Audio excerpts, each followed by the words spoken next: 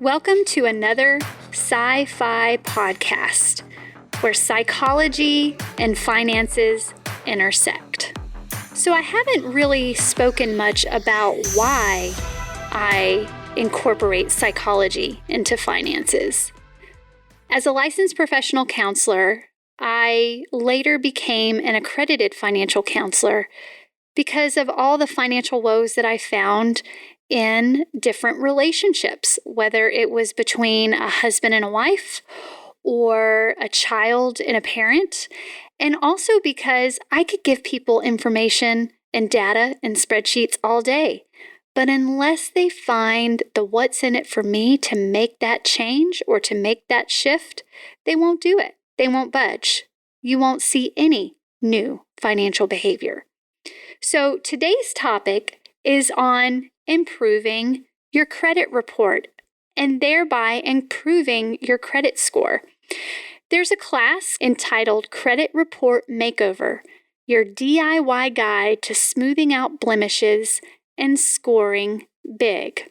The reason I'm so passionate about presenting this particular class and this material to you is because there are so many people that you'll see pop up on commercials or ads who claim that they can fix your credit, who claim that they can settle all of your debts and improve your credit score.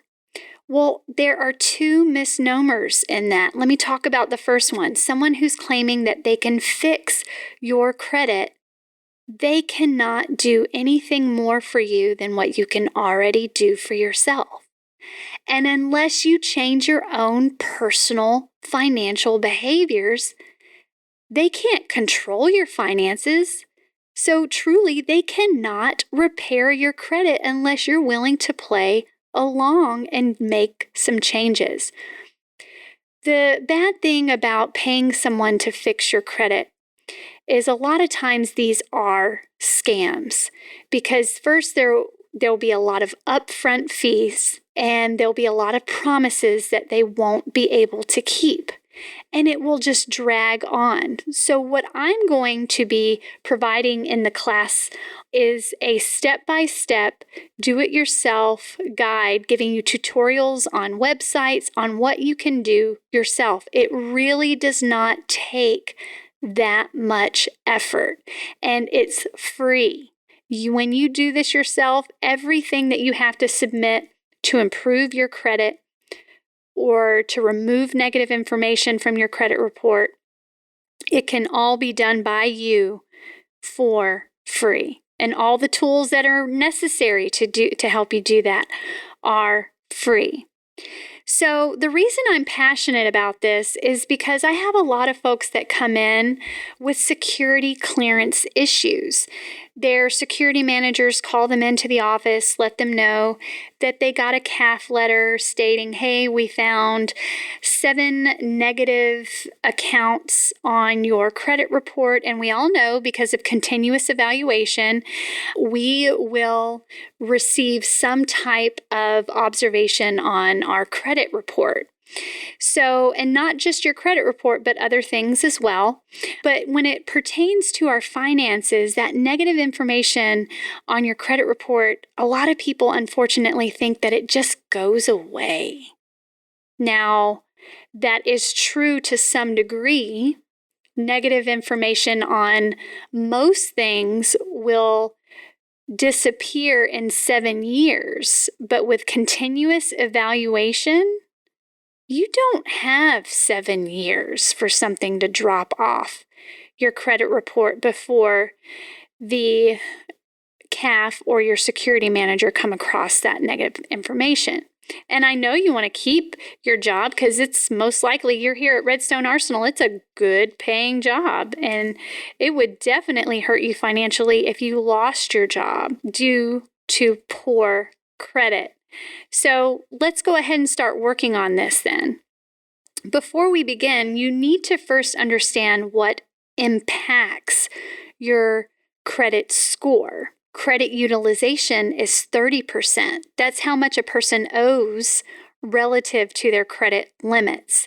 So if you have a $5,000 limit on your credit card and you're at $4,500, and you have a car loan for $60,000 and you still owe $50,000, and you go to apply for more credit, that's truly going to impact your credit score negatively because there's so much that you still owe based on those credit limits.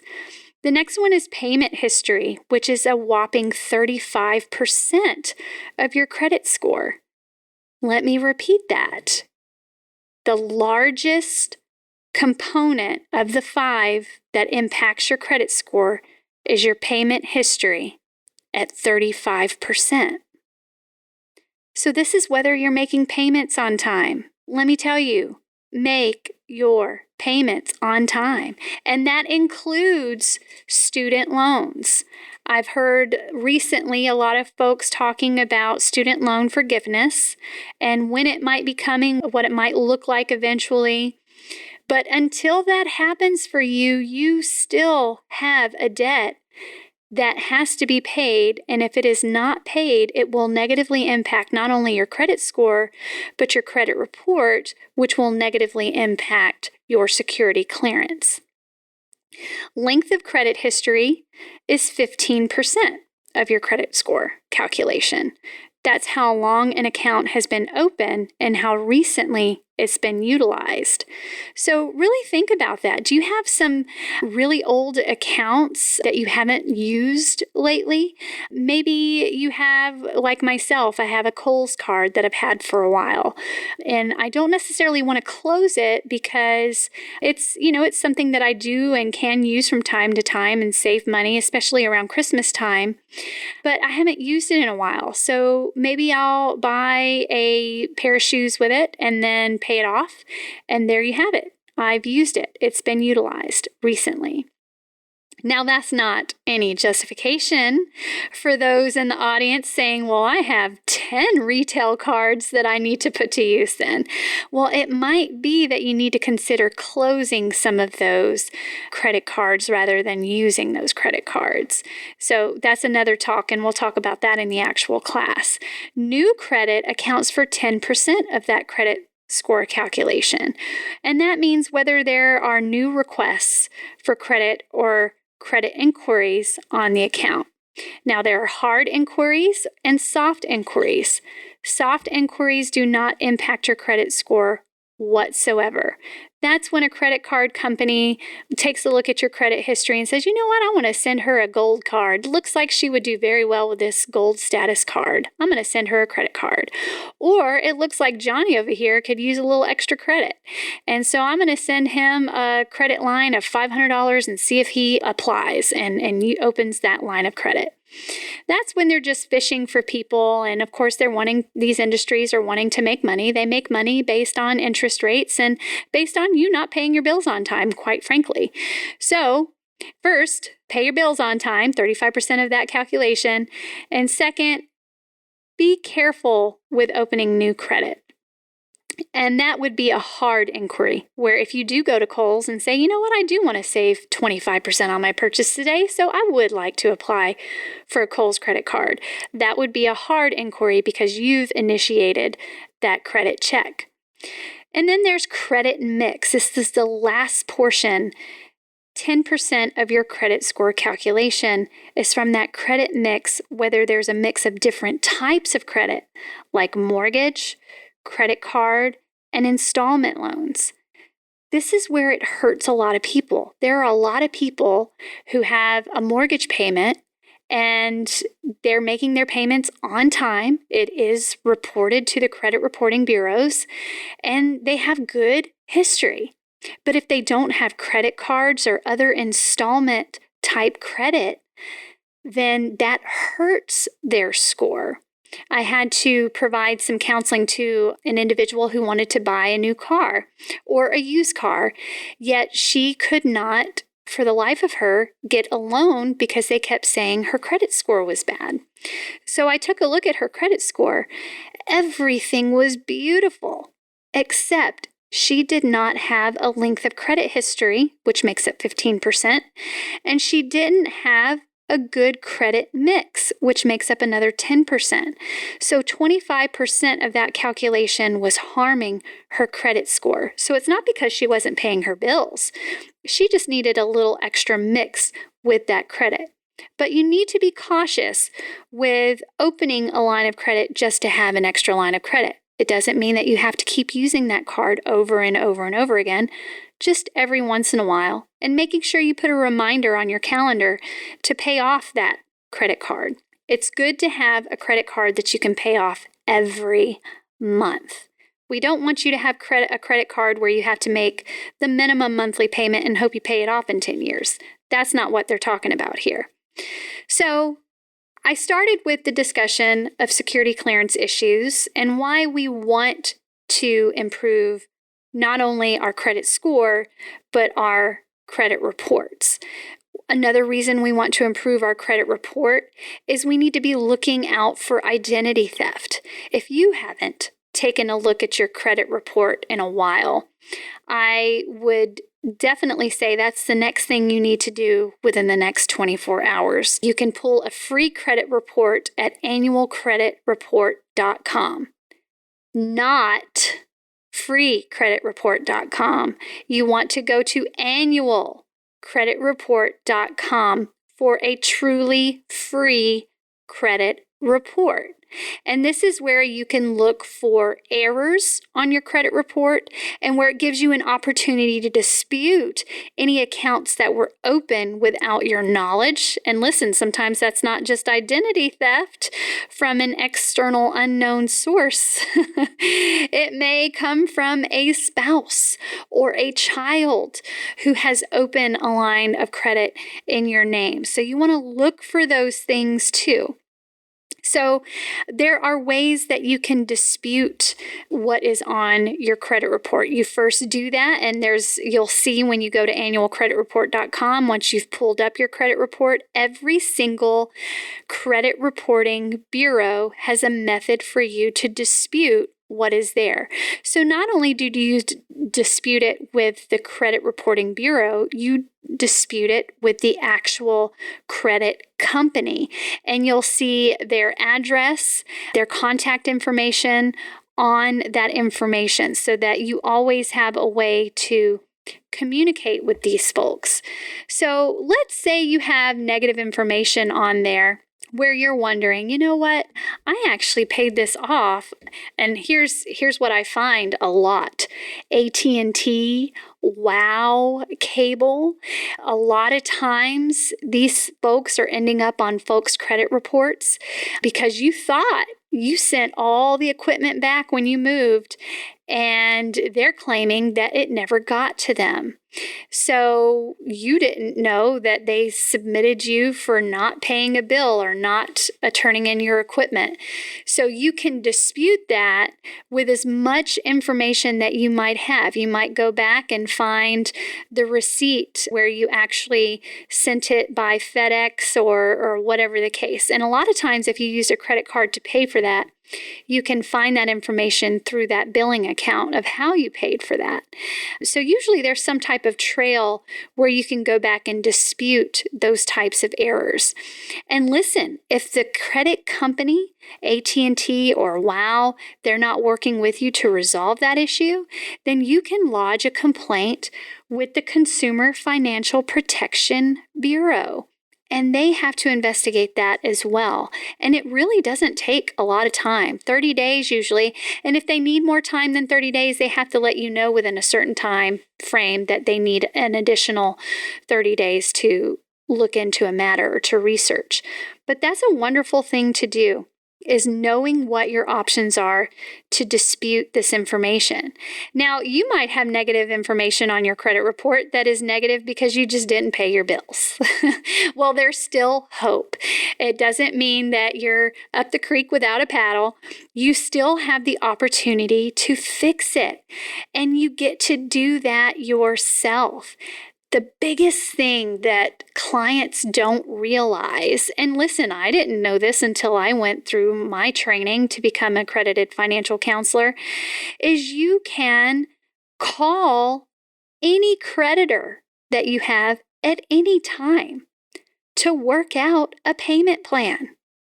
If you can't afford the $500 a month to pay this off, give them a call to see how they can work with you. And listen, if you've already gone to collections and your debt has been sold to a collection agency, those collection agencies are focused solely on making money. If you call them and say, hey, I need to get this in order, lickety split, how much can I pay you every month to get this going? They will work with you. Now, some of you might know that you could also work to settle a debt. Now, there's a difference between settling a debt for less than what you owe versus paying your debt in full.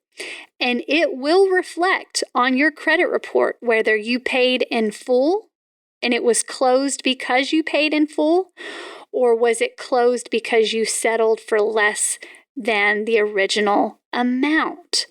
So settling your debt, let's say you owe $10,000 on a repossessed car. They sold the car at auction and, they could only recoup so much.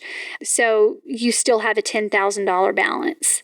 Sometimes they will settle, let's say $3,000, but you have to realize that will still be a negative hit to your credit score because you did not pay the account in full. So just know that, but that is an option. But be leery about it. Have a conversation with me, have a conversation with your security manager. What's that going to look like for you if you settle an account rather than pay the account in full? So, and listen, by the way, to improve your credit report and to start working on that negative information and getting your debt cleaned up, your security managers and the CAF, they do not expect you to have $30,000, $40,000 laying around just to pay all your debts at once. They're just wanting to see, are you taking the action necessary to move in a direction to where you are paying your debts, you're staying on top of paying those debts, and you've gotten to a certain portion with those debt collectors where you're paying in a timely manner to where now they can upgrade and update your credit report to now you are paying, which takes that negative information off your credit report. So listen, a company that says they will remove negative information from your credit report is lying. That negative information is going to remain on that credit report until you have taken the actions to improve that. And the only way to do that is to work with those creditors and say, hey, we made that arrangement that I would pay $100 monthly. I've been doing that for the last 6 months. Can you please update my credit report? I see that you haven't changed it yet. Can you please make sure to do that? Get it in writing. They will do that for you, okay? So remember, information that is going on your credit report, and there is the Fair Credit Reporting Act, where folks have to be truthful with how you're paying your bills. So there's a lot at stake for them if they're not being truthful. So they have to do this. So all you have to do is stay on them to make sure that that happens. So I talked about 7 years being how long negative information stays on your credit report, but it's 10 years if it's bankruptcy. Or you have judgments, because that is now public information. That's just not tied to the credit reporting bureaus. That is now public information on public sites, because now those are legal matters.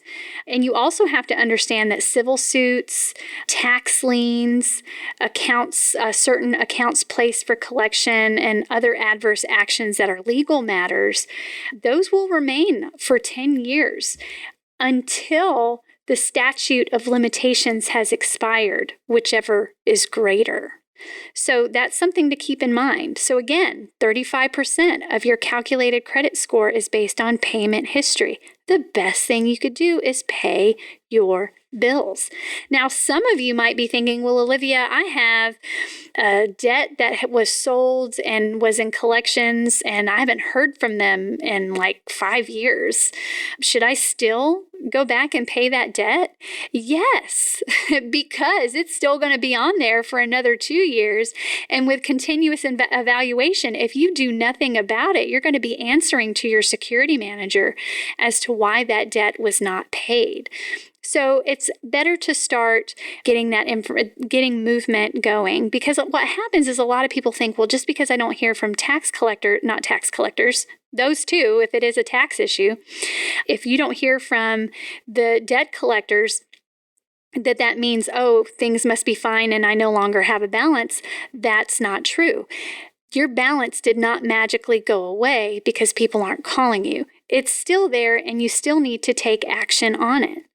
I will tell you too that when it comes to smoothing out those blemishes on your credit score, your credit report, what you need to do is make sure that you're fixing those errors if you find any. If they're not errors and you truly owe that you are putting together a payment plan with that company. I see people do it all the time that I'm counseling with security clearance issues. They get it done. And guess what? A lot of them are already showing me that they've removed or updated the information on their credit reporting, that they are now paying as agreed. And that looks favorable. That looks good on your credit report. So what steps can you take to build good credit when you're moving along, when you've smoothed out some of these issues? So make sure that you're reviewing your credit report periodically, because these are humans overseeing this process and they make mistakes as well. So you need to stay on top of that. I had to have my first name corrected with 2 of the 3 reporting bureaus. So things like that are going to happen. Establish good habits for managing and paying your bills, your credit cards, and your loans. That's what's going to keep you out of trouble. I hope you've enjoyed this episode. I'll see you next time.